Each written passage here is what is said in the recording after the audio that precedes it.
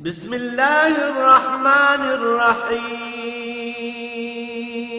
الرحمن علم القرآن.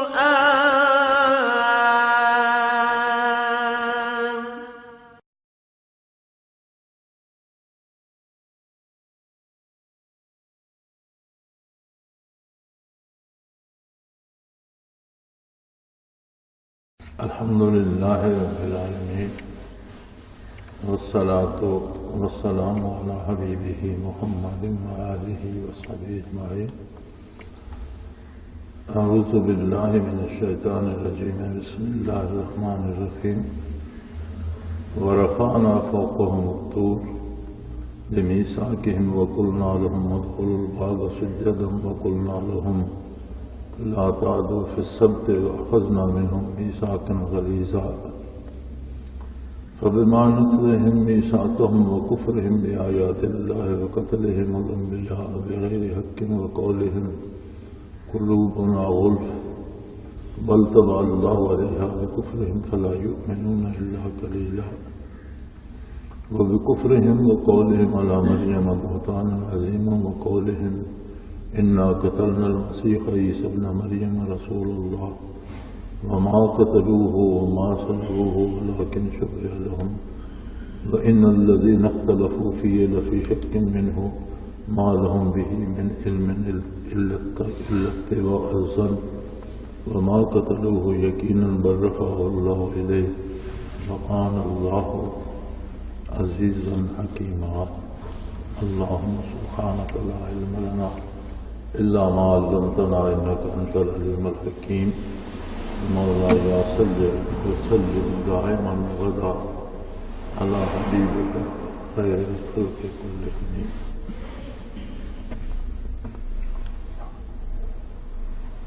قدرت قوموں کو مواقع میسر فرماتی ہے اور بعض اوقات ان پر عجیب مصیبتیں آ جاتی ہیں جن کی وہ توقع بھی نہیں کرتے اور عجیب سے حالات ہو جاتے ہیں جو ان کے وہم و گمان میں نہیں ہوتے، لیکن اس سب کا مقصد یہ ہوتا ہے کہ انسان اپنی کمزوری، اپنی بے بسی، اپنی بے چارگی کا ادراک کرے اور عظمت الہی کو سمجھے اور اللہ کی اطاعت اختیار کرے، نافرمانی سے توبہ کرے، رجوع الی اللہ کرے اور اللہ کے حکم کے مطابق زندگی گزارنے کی کوشش کرے. اور بہت ہی بد نصیب ہوتے ہیں وہ لوگ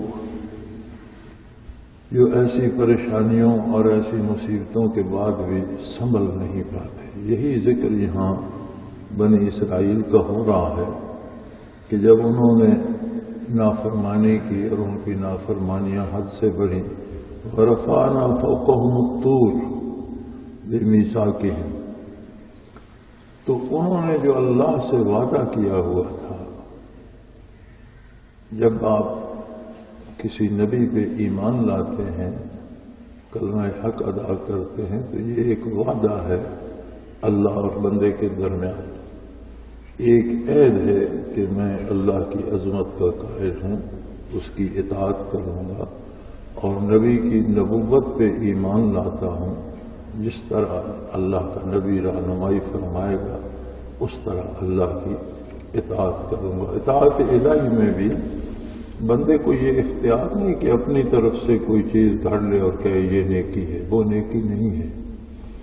نیکی وہی ہے جو اللہ کا نبی اللہ کی طرف سے ارشاد فرماتا ہے. تو بنی اسرائیل نے ایمان لانے کے بعد پھر نافرمانی کا راستہ اختیار کیا. تو اللہ کریم فرماتے ہیں وَرَفَعْنَا فَوْقَهُمُ الطُّورَ، ہم نے پورا طور پہاڑ اٹھا کر ان پر ہوا میں معلق کر دیا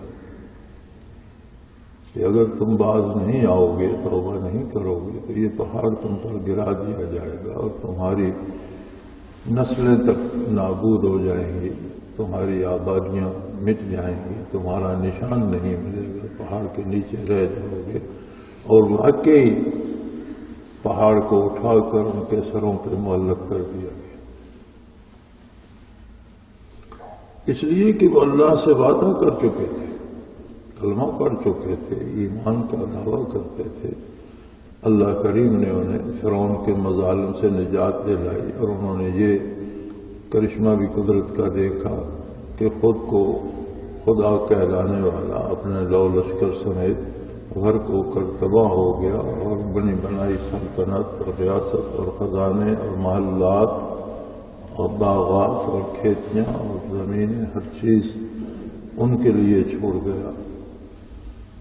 جو بہت ظالم تھا ان کے بیٹے ذبح کر دیتا، بیٹیوں کو زندہ رکھتا، جو چاہتا ان کے ساتھ ظلم کرتا، ان سے بےگار رہتا، روزانہ مار پڑتی، قتل ہوتے، تباہ ہوتے، لیکن اللہ کریم نے انہیں سے نجات دلائی۔ اس کے باوجود وہ نافرمانی پہ اتر آئے تو ان پر طور کو معلق کر دیا گیا، پہاڑ اٹھا کر سروں پہ کھڑا کر دیا گیا۔ پھر توبہ کی، اور جب پہاڑ اپنی جگہ واپس چلا گیا تو پھر بدل گئے، پھر ان کا وہی حال ہو گیا۔ پھر انہیں ایک وسط شہر میں داخل ہونے کا حکم دیا گیا۔ اللہ کریم نے فرمایا کہ تم اس شہر میں داخل ہو جاؤ تو اہل شہر تمہارے لیے شہر خالی کر دیں گے، اور بسا بسایا شہر تمہارے ہاتھوں پہ فتح ہو جائے گا۔ وَقُلْنَا لَهُمُ ادْخُلُوا الْبَابَ سُجَّدًا، اور ہم نے انہیں یہ حکم دیا تھا کہ بڑی عاجزی اور نیاز مندی کے ساتھ سر کو جھکائے ہوئے اس شہر کے دروازوں سے داخل ہو جاؤ، عظمت الہی کے سامنے سر تسلیم خم کرتے ہوئے اس میں داخل ہو۔ لیکن وہاں بھی انہوں نے الٹا کام کیا، اور اللہ نے کہا تھا کہ توبہ کرتے ہوئے داخل ہو، وہ اکڑتے ہوئے اور بھوک پیاس کا شکوہ کرتے ہوئے داخل ہوئے۔ پھر ان پر ایک پابندی لگائی گئی، وَقُلْنَا لَهُمْ لَا تَعْدُوا فِي السَّبْتِ، کہ ہفتے کے دن تم مچھلی کا شکار نہیں کرو گے۔ اس کنارے سمندر پہ آباد تھے، اور مچھلی ہی ان کا روزگار بھی تھا، غذا بھی تھی۔ تو اللہ کریم نے ایک پابندی لگا دی کہ ہفتے کے روز، یہودیوں کے نزدیک ہفتے کا دن مقدس تھا، کہ ہفتے کے روز تم شکار نہیں کیا کرو گے۔ اب اللہ کے امتحان بھی عجیب ہوتے ہیں، جس دن ہفتہ ہوتا اس دن بے شمار مچھلیاں کنارے کے نزدیک آ جاتی، پانی کے اوپر سے نظر آتی، اور اس کے علاوہ باقی 6 دنوں میں سمندر میں تلاش کرنے سے وہ مشکل ملتی۔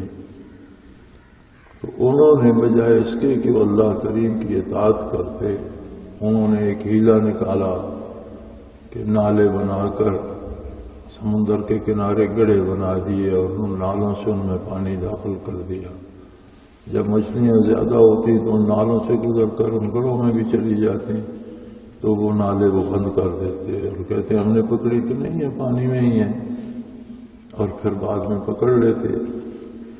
تو اس پر اللہ کریم کا عذاب ہوا ان پر۔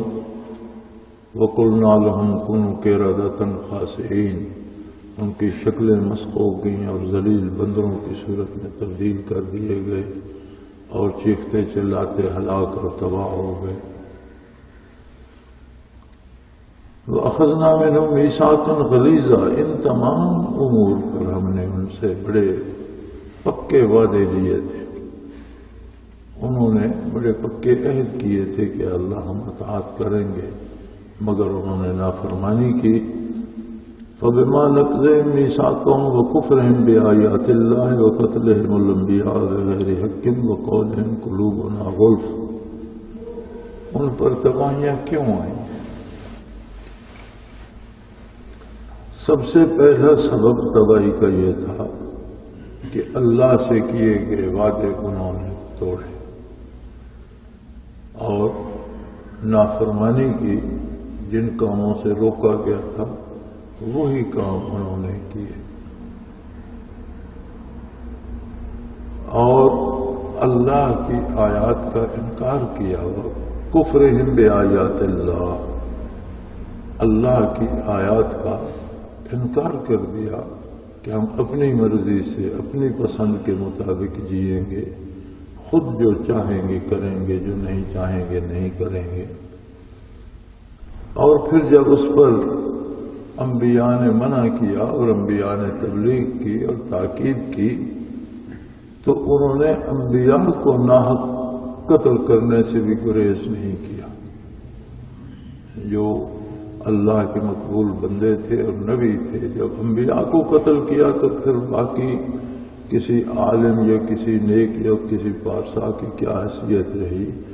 جو بھی ان کو برائی سے روکتا تھا وہ اسے قتل کر دیتے تھے، اور کہتے یہ تھے کہ ہمارے دل تو بڑے محفوظ ہیں، وقالوا قولہم قلوبنا غلف، اور ان کا کہنا یہ تھا، ان کا قول یہ تھا کہ ہمارے دل تو پردوں میں چھپے ہوئے ہیں اور بڑے محفوظ ہیں، ہمارے دل خراب نہیں ہوتے۔ فرمایا بل طبع اللہ علیہا بکفرہم ولا یؤمنون الا قلیلا، فرمایا پردوں میں چھپے ہوئے نہیں تھے بلکہ ان پر اللہ نے مہر کر دی تھی، ان کے دلوں پہ کوئی اثر نہیں ہوتا۔ گناہ اور خطائیں جب بڑھتی ہیں تو دل سخت ہو جاتے ہیں، توبہ کی توفیق نہیں رہتی، گناہ پر شرمندگی نہیں ہوتی بلکہ لوگ گناہوں پہ فخر کرتے۔ ہمارا آج کا مسئلہ بین الاقوامی سطح پر جو ہے، ہم سمجھتے ہیں کہ مسلمان بڑا مظلوم ہے، ہر جگہ پوری دنیا میں مسلمانوں پر مظالم توڑے جا رہے ہیں اور مسلمانوں کو ڈرایا دھمکایا جا رہا ہے، مسلمانوں کو تباہ کیا جا رہا ہے، مسلمانوں کا قتل عام ہو رہا ہے۔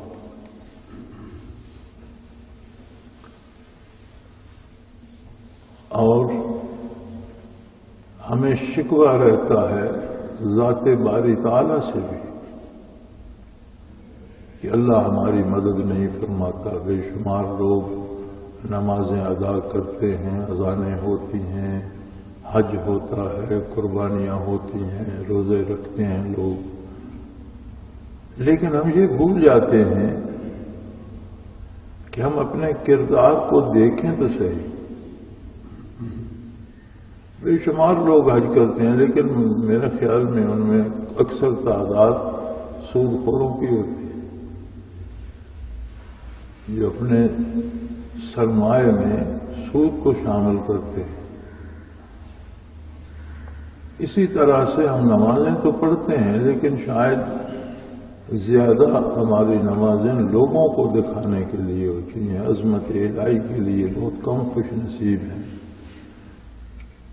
اور عجیب بات ہے کہ ہماری عمریں بیت جاتی ہیں، ہم وضو کا طریقہ نہیں سیکھتے۔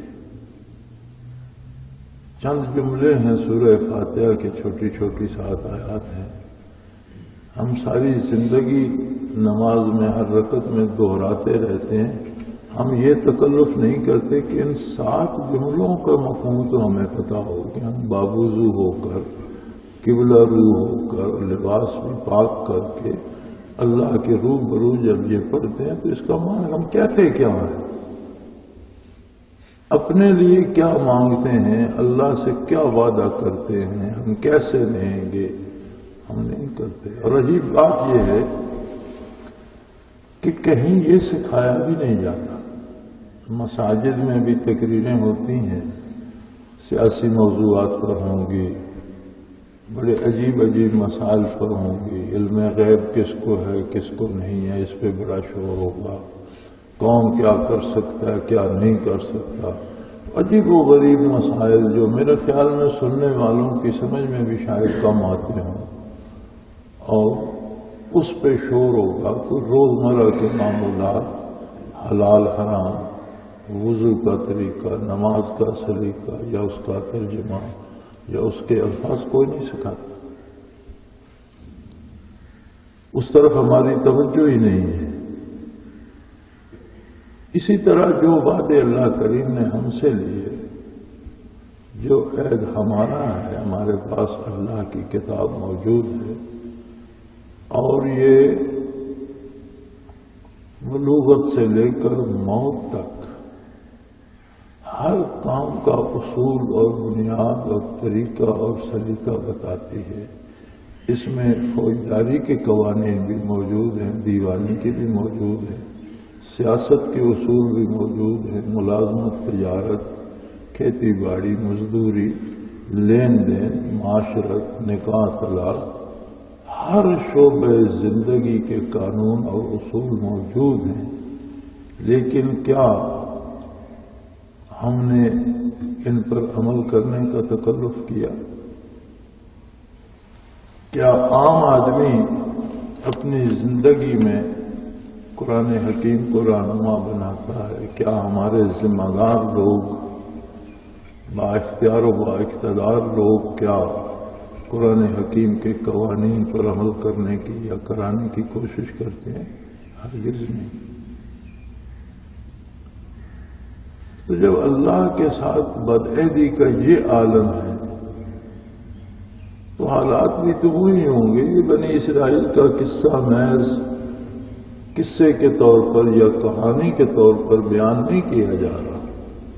قرآن حکیم جو واقعات بیان فرماتا ہے وہ تبلیغ اور تلقین کے لیے ہوتے ہیں کہ اگر تم ایسا کرو گے تو اس کا نتیجہ یہ ہوگا، تمہیں بھی بھگتنا پڑے گا۔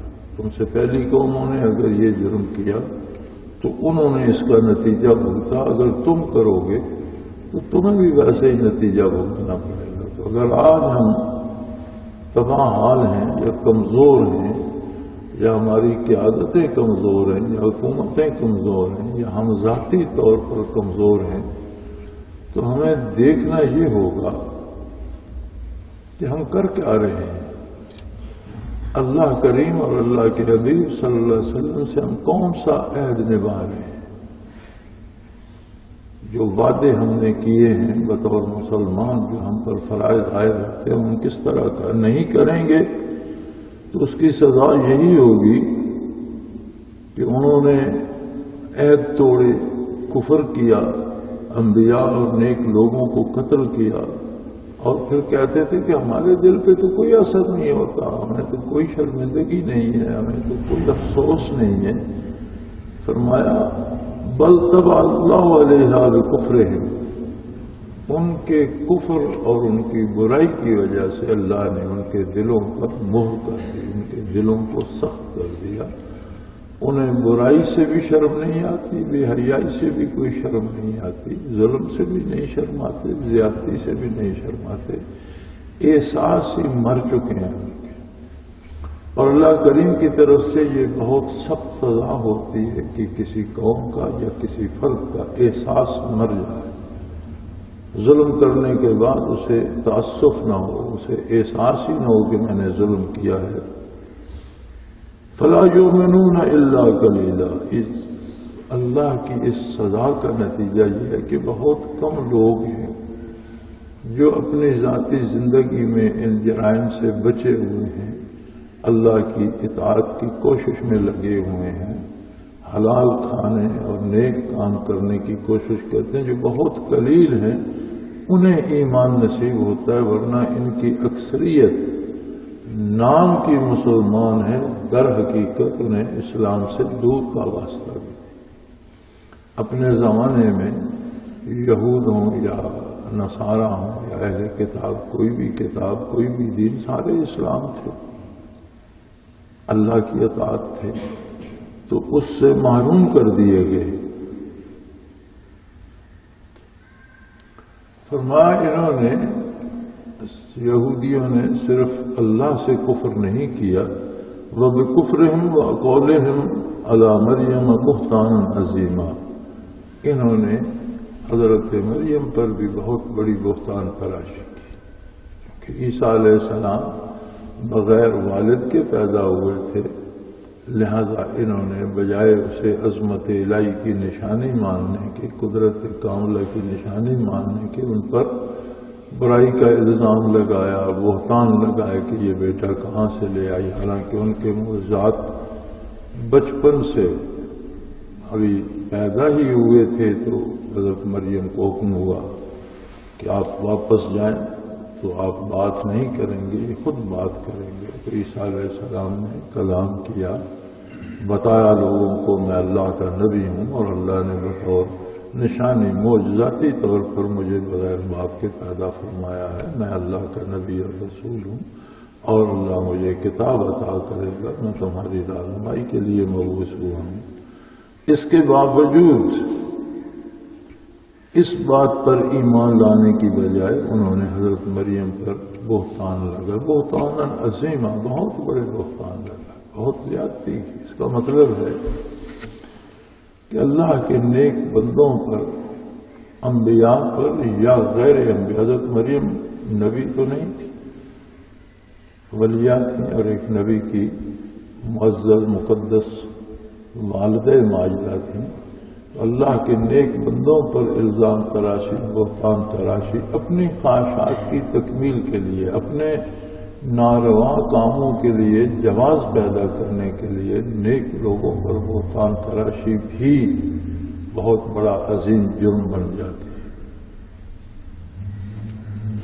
اور پھر اس کے بعد انہوں نے، یہودیوں نے کوشش کی، عیسیٰ علیہ السلام جب جوان ہوئے تو ان کی تبلیغ سے حکومت کو خطرہ پیدا ہوا۔ بادشاہ نے سمجھا لوگ ان کے ساتھ مل رہے ہیں، اس نے ان کی گرفتاری کا حکم دیا۔ وہ پیش ہوئے، انہوں نے بات بتائی کہ مجھے حکومت یا سیاست سے کوئی دلچسپی نہیں ہے، میں تو لوگوں کے عقیدے اور کردار کی اصلاح کا کام کر رہا ہوں، لوگوں کو اللہ سے آشنا کر رہا ہوں اور انہیں نیکی کا حکم دے رہا ہوں۔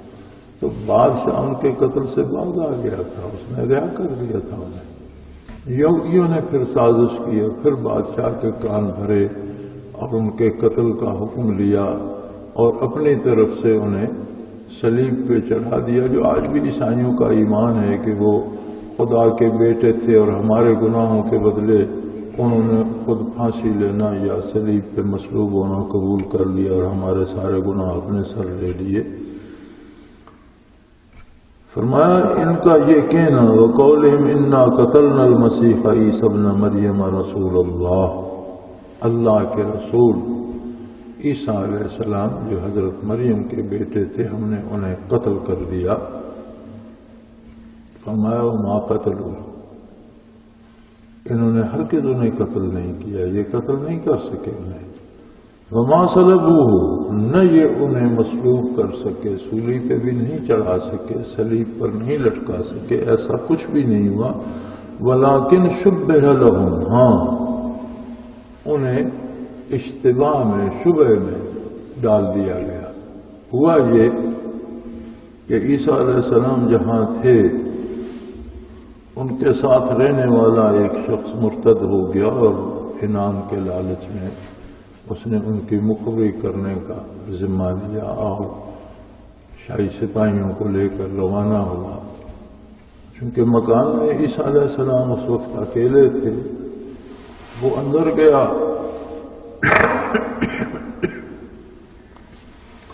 اللہ کریم کی قدرت تھی، اللہ نے عیسیٰ علیہ السلام کو تو زندہ آسمانوں پہ اٹھا لیا، اور اس شخص کی شکل وقتی طور پر عیسیٰ علیہ السلام جیسی بنا دی۔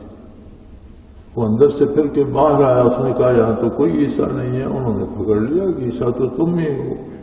وہ چیختا رہا، چلاتا رہا، بتاتا رہا، لیکن وہ پکڑ کر لے کے اور اسے سولی پہ لٹکا دیا۔ ولیکن شبہ لہم، انہیں شبہ میں ڈال دیا گیا تھا۔ انہوں نے عیسیٰ علیہ السلام کے شبہ میں اس مخبر کو سولی پہ لٹکا دیا۔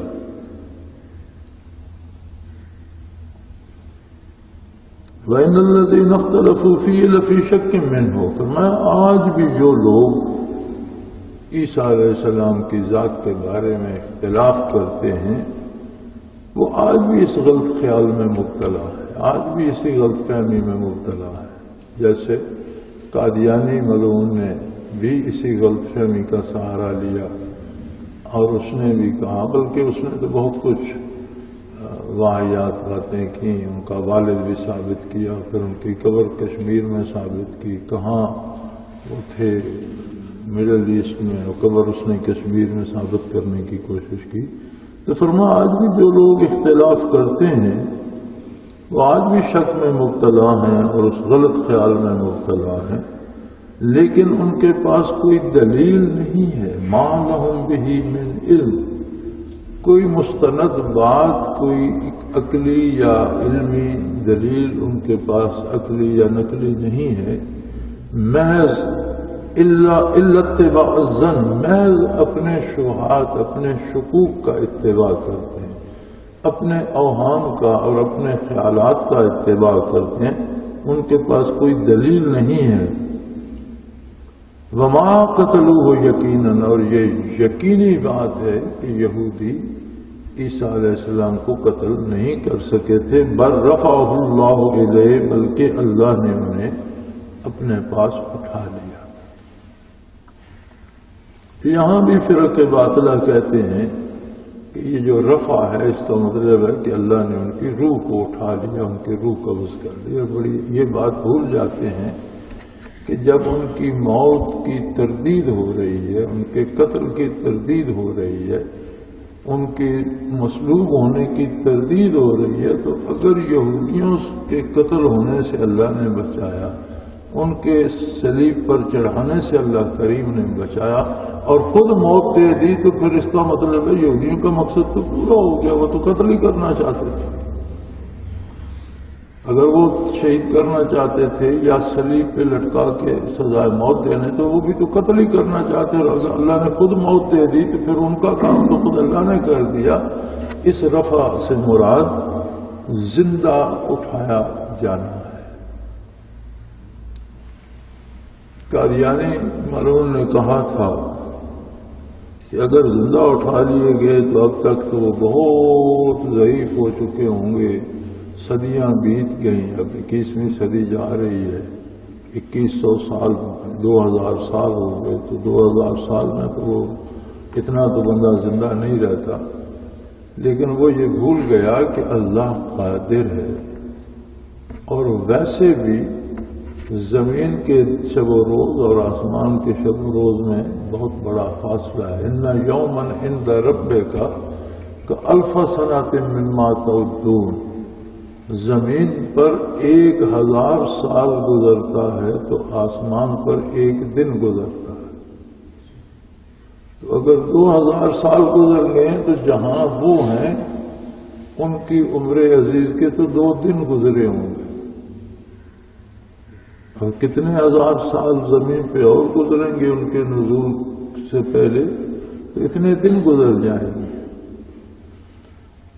نبی کریم صلی اللہ تعالی وسلم نے بڑی واضح پیشگوئیاں فرمائیں کہ وہ دوبارہ زمین پر تشریف لائیں گے، اسلام کا بول بالا کریں گے، اور اسی دین کو نبی کریم صلی اللہ علیہ وسلم کی پیروی کرتے ہوئے اسی اسلام کو رائج کریں گے، شادی کریں گے، فوت ہوں گے، اور حضور صلی اللہ علیہ وسلم کی پیشگوئی ہے کہ میرے روضہ اطہر میں دفن ہوں گے۔ اور یہ پیشگوئی آج بھی زندہ جاوید موجود ہے۔ حضور صلی اللہ علیہ وسلم کے وصال کے بعد روضہ اطہر میں سیدنا ابو بکر صدیق رضی اللہ تعالی عنہ دفن ہوئے، اس کے بعد سیدنا فاروق اعظم رضی اللہ تعالی عنہ دفن ہوئے، اور چوتھی قبر کی جگہ آج بھی باقی ہے، حالانکہ بہت بڑی بڑی ہستیاں اس کے بعد خانوادہ نبوی سے بھی، حضرت حسن رضی اللہ تعالی عنہ مدینہ منورہ میں ہی فوت ہوئے، حضرت عثمان رضی اللہ تعالی عنہ مدینہ منورہ میں ہی فوت ہوئے، لیکن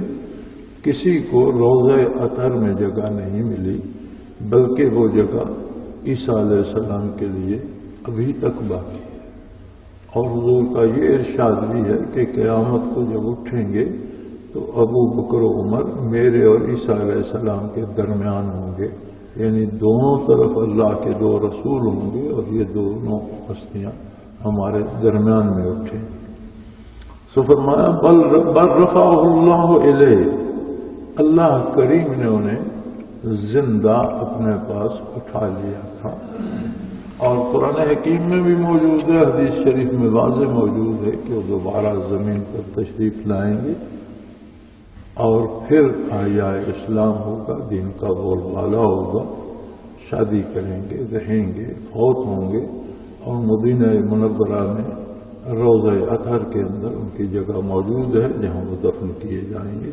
وَكَانَ اللَّهُ عَزِيزًا حَكِيمًا، اللہ اپنے ہر کام پہ غالب بھی ہے، قادر ہے، کر سکتا ہے، اور وہ حکیم بھی ہے۔ اس کی حکمت کا تقاضا ہے جس طرح وہ چاہے اس طرح کرتا ہے۔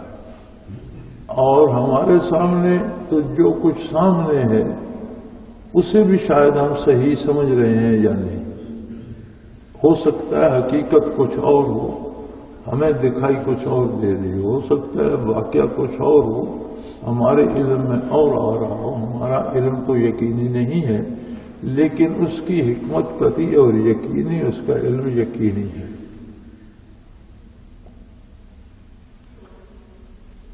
شروع میں یہ احادیث مبارکہ پڑھی تو ایک عجیب سا خیال آتا تھا، اور ہم ڈرتے ہوئے پوچھتے بھی نہیں تھے نہ حضرت رحمۃ اللہ علیہ سے نہ کسی اور بزرگ سے، پوچھتے بھی ڈر لگتا تھا کہ اللہ قادر ہے، اگر اس نے نبوت جاری رکھنی تھی اور نبی بھی پیدا کر سکتا تھا، اور اگر اور نبی پیدا نہیں کرنا تو اس نبی کی کیا ضرورت تھی کہ عیسیٰ علیہ السلام کو آسمانوں پہ اٹھا لیا گیا اور اتنی دیر رکھا گیا، پھر وہ دوبارہ زمین پہ نازل ہوں گے، پھر وہ کام کریں گے۔ تو یہ جو اللہ نے کہا ہے کہ کون اللہ عزیز حکیمہ، اللہ غالب بھی ہے اور وہ حکمت وہ جانتا ہے کہ کب کیا ہوگا، کس کی ضرورت ہے۔ عملی زندگی میں جب تجربہ ہوا اور لوگوں سے سابقہ پڑا اور حالات سے سابقہ پڑا اور خود اپنے آپ کو بھی دیکھا، تو 14 صدیوں میں نبی کریم صلی اللہ علیہ وسلم کے بعد صحابہ کرام روشنی کے مینار تھے، لوگوں نے استفادہ کیا، تابعین تبع تابعین، یہ خیر القرون بہترین زمانے تھے تین، لوگوں نے ان سے استفادہ کیا۔ اس کے بعد بھی جب حالات بگڑے تو اہل حق، علماء حق، اولیاء اللہ کے نیک بندے پیدا ہوتے اور انقلاب لے آتے، لوگ بدل جاتے، لوگ نیک ہو جاتے، لوگ برائی چھوڑ دیتے، برائی سے توبہ کر لیتے اور حالات بدل جاتے۔ رفتہ رفتہ چیزیں کمزور ہوتی گئیں، لوگوں کے دل سخت ہوتے گئے، اور رفتہ رفتہ اہل علم میں بھی وہ پہلی قوتیں نہ رہیں، قوتوں میں بھی کمی آتی گئی، اس طرف بھی وہ روشنی نہ رہی جو ان زمانوں میں تھی۔ اور جوں نبی کریم صلی اللہ علیہ وسلم کے مبارک عہد سے دوری ہوتی گئی تو قوت جو نوری قوت تھی اور روحانی قوت تھی اس میں کمی آتی گئی، کیونکہ یہ زمانے کی گردش جو ہے اور یہ زمانے کی دوری جو ہے یہ اپنے بڑے اثرات مرتب کرتی ہے۔ تو اللہ کریم تو اس حال کو جانتا تھا، اسے پتا تھا کہ ایسا زمانہ بھی آئے گا کہ جب لوگ ولایت سے اور علم سے متاثر نہیں ہوں گے، بلکہ جو علم دین پھیلایا جاتا ہے یاد رہے۔ اس کے لیے ضروری ہوتا ہے کہ رسول اللہ صلی اللہ علیہ وسلم اور اللہ کریم کی باتیں بتانے والے شخص کے پاس روحانی قوت ہو۔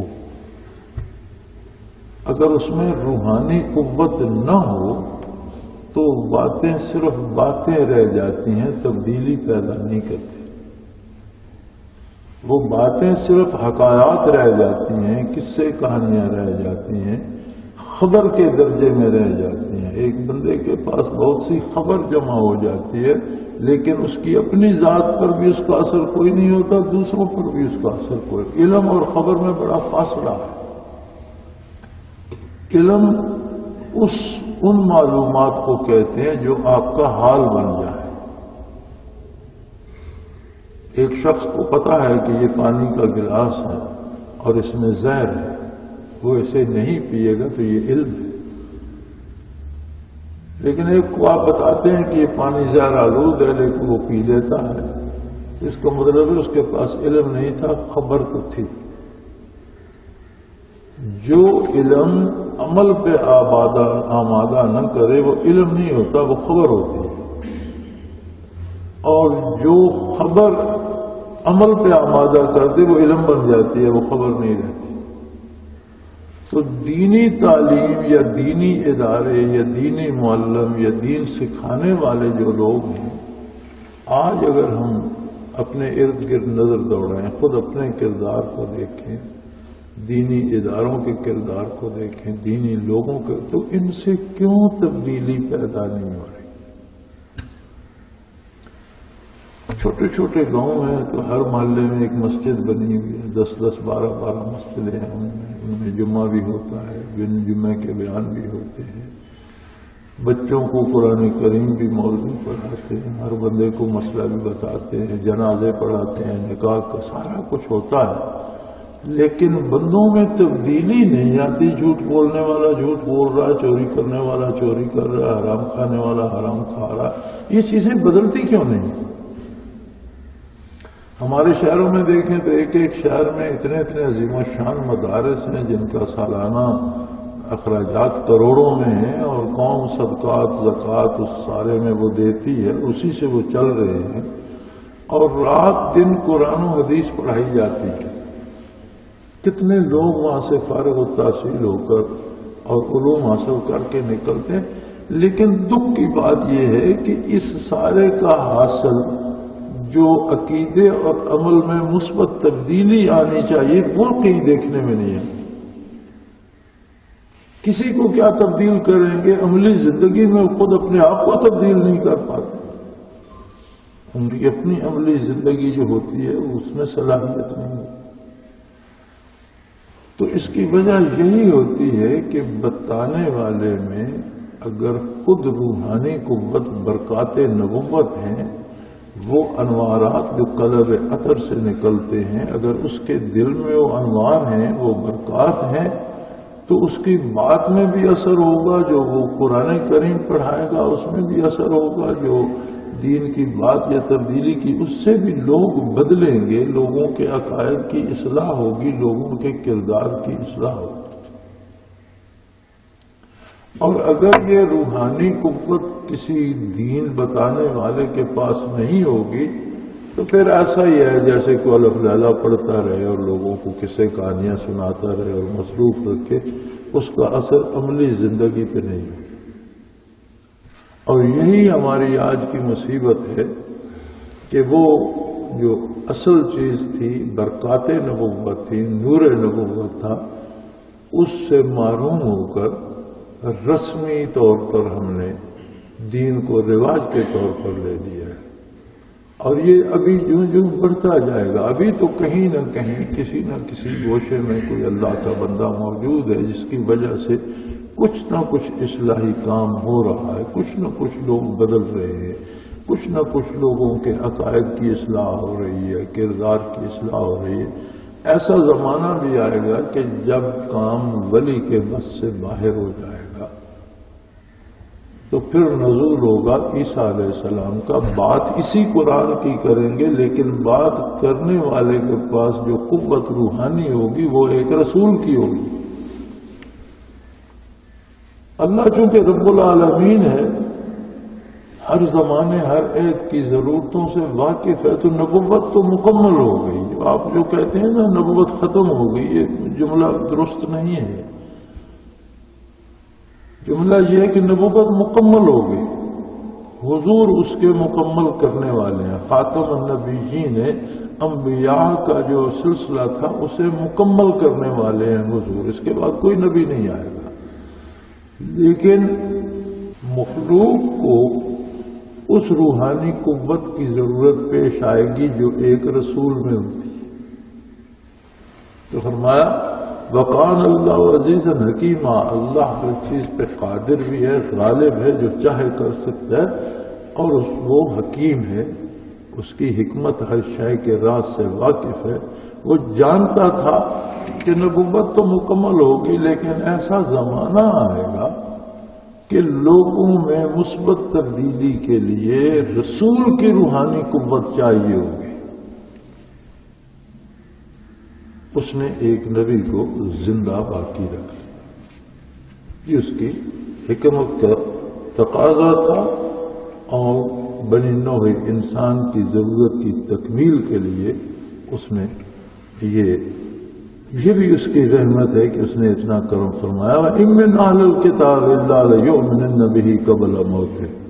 فرمایا یہ جتنے اہل کتاب ان کی موت کا عقیدہ رکھتے ہیں، انہیں ماننا پڑے گا کہ وہ زندہ ہیں جب وہ نازل ہوں گے زمین پر. تو کوئی باقی نہیں رہے گا جو یہ کہے کہ اب وہ اس وقت جی صلیب پہ لٹک گئے تھے، مر گئے تھے. پھر انہیں ماننا الا لیؤمنن بہ قبل موتہ،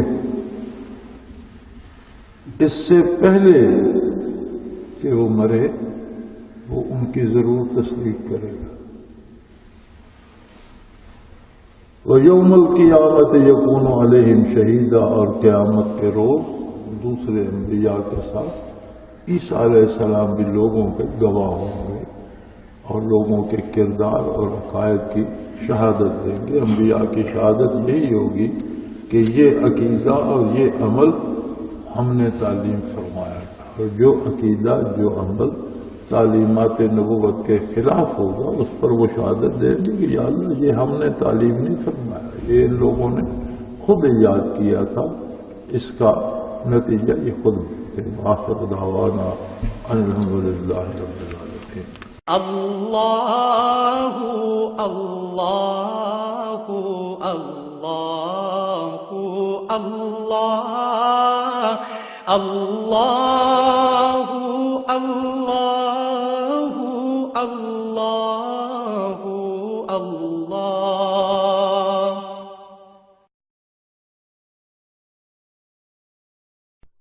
حضرت امیر محمد اکرم آوان مد ذلہ العالی دارالعرفان منارہ ضلع چکوال میں سالہ سال سے قرآن و حدیث کے اوپر خطابات کر رہے ہیں اور سلسلہ نقشبندیہ اویسیہ کے مطابق لوگوں کو ذکر الہی کی تربیت دے رہے ہیں.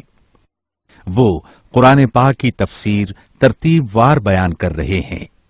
تفسیر قرآن کو وہ موجودہ ملکی اور بین الاقوامی حالات کے مطابق بیان کرتے ہیں. موٹر وے سے کلر کہار کے انٹرچینج سے نکلتے ہوئے کلر کہار کی جھیل سے ہوتے ہوئے میانی، بوچھال اور نور پور سے گزرتے ہوئے دارالعرفان منارہ پہنچ سکتے ہیں. حضرت امیر محمد اکرم آوان نے بچیوں اور بچوں کی دینی اور دنیاوی تعلیم کے لیے سقارہ اکیڈمی کے نام سے ایک درسگاہ بھی قائم کی ہے، جس کا افتتاح ملک پاکستان کے صدر جنرل محمد ضیاء الحق نے اپنے دست مبارک سے کیا تھا. وہ تمام احباب جو اسلام کی طلب رکھتے ہیں ان سے گزارش ہے کہ دارالعرفان منارہ ضلع چکوال میں امیر محمد اکرم آوان صاحب کے خطابات سے مستفید ہوں. وہ ہر جمعے کو نماز سے پہلے بیان فرماتے ہیں. ہر ماہ کی پہلی اتوار کو ماہانہ اجتماع ہوتا ہے جس میں آپ خصوصی خطاب فرماتے ہیں اور پاکستان کے چاروں صوبوں سے احباب اس اجتماع میں شرکت کرتے ہیں. اس کے علاوہ یہاں سال میں 2 مرکزی اجتماعات بھی ہوتے ہیں، ایک رمضان المبارک میں اعتکاف کا اجتماع اور دوسرا جولائی اور اگست میں 40 دن کا اجتماع ہوتا ہے جس میں روحانی تربیت کی جاتی ہے. اپنا خون سیماب دے کر اتنا ہم کر جائیں گے، نام آقا کا چمن میں پھر رقم کر جائیں گے.